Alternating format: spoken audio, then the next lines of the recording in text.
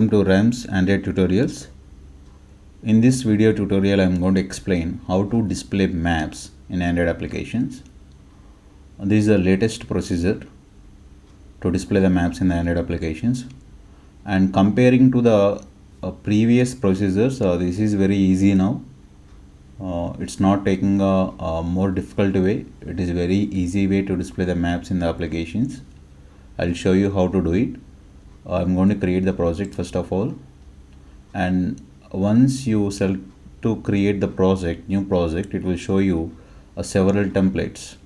Now in these several templates, you need to select just Google Maps activity template, and you need to click on next, and I'm giving the application name Gmaps example, and this is a package name, and you know very well, and I'm doing this one in Java. Later I will post the video in Kotlin as well, and I'm going to hit finish.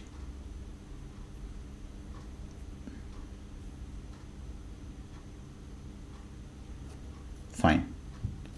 See, here the project is created, and it is going to open two files in the editor. One is a mapsactivity.java, another one is XML file, that is that name is Google Maps API.xml.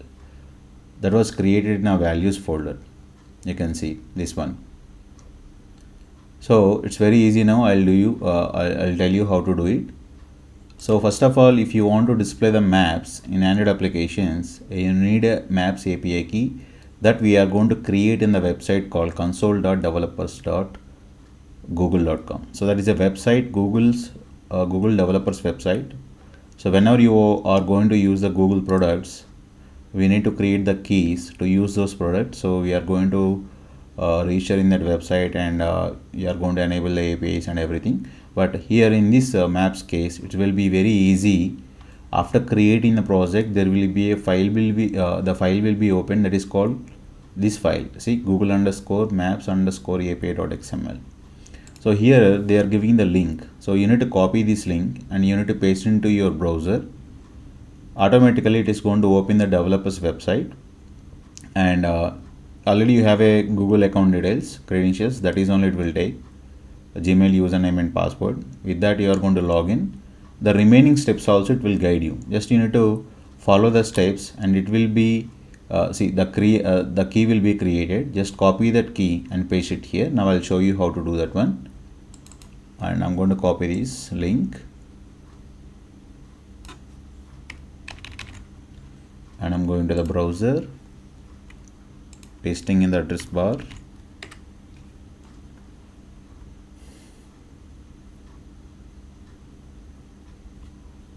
See the website name console.developers.google.com.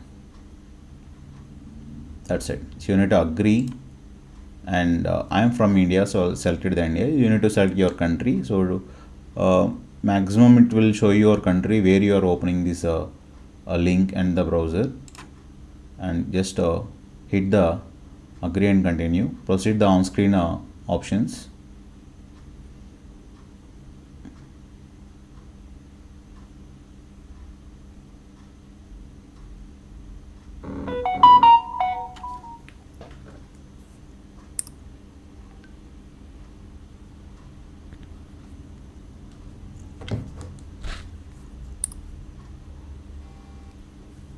So you need to select this option, create API key. Just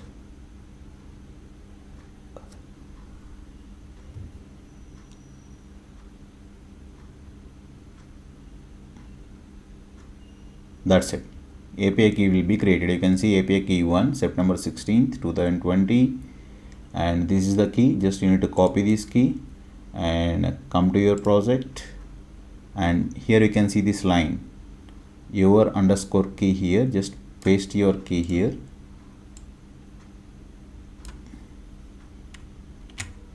and you need to have internet, you know that already.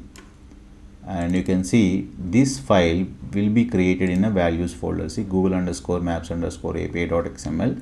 This is the key name. See, you know already key value pairs. So this is the value and this is the key. the key name is Google underscore maps underscore key. So after pasting the key here, you need to check whether your application is working or not. That means your application is displaying the maps or not. You need to check it here. So I'm going to run this application and we'll check in the emulator. If it's not working in the emulator, then I'm going to check in the mobile device.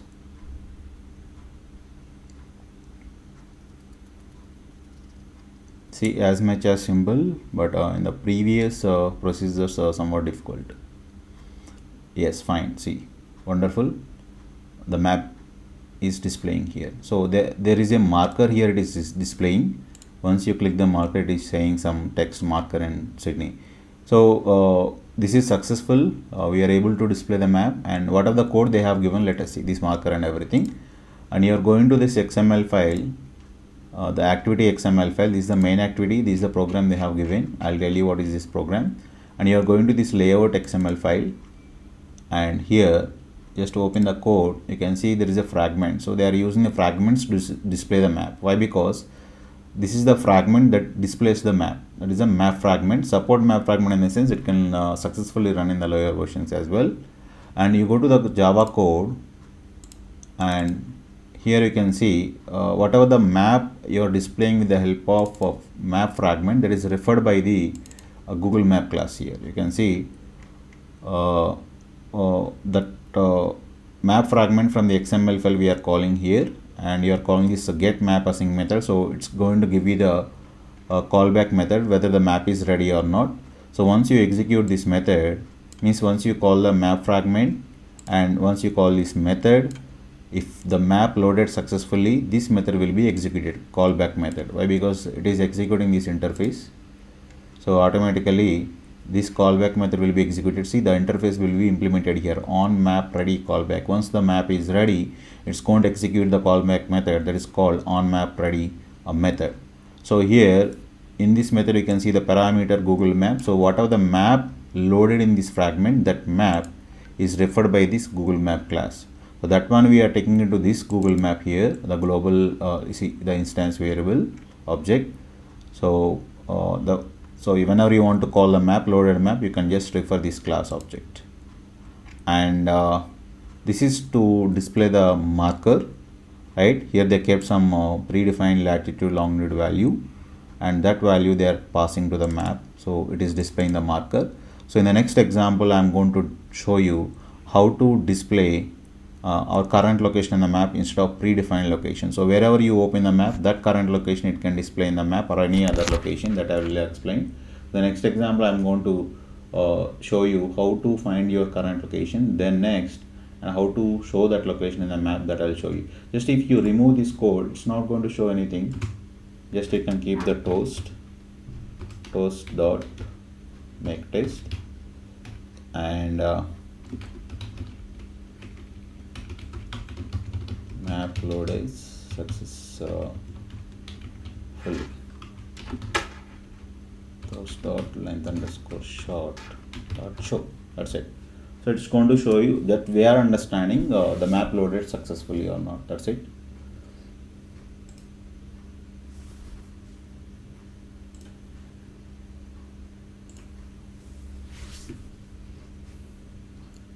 Just you can see once the map loaded, we are getting the toast that map loaded successfully. So whatever the program you want to implement after loading the map, that program here you can write.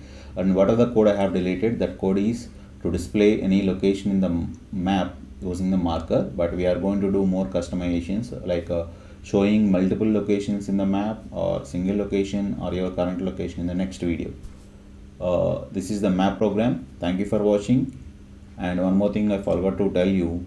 See, whenever you are using the maps in the build.gradle file, there will be a library will be added that's called a dependency. This one, see, play services maps 17.0.0. Today this is the dependency version it is adding, the library version. So this should be there in your dependencies in build.gradle file. Why? Because if this is not there, you cannot display the maps. So once you select the template, automatically this library will be added, this dependency will be added in your build.gradle file. So you need not to bother about it. But if you are doing this displaying the maps manually, You need to take care of adding this implementation in your dependencies. That's it. Thank you for watching this video. If this video is useful for you, please like the video and subscribe the channel and click the bell icon for upcoming updated Android video tutorials. Thank you.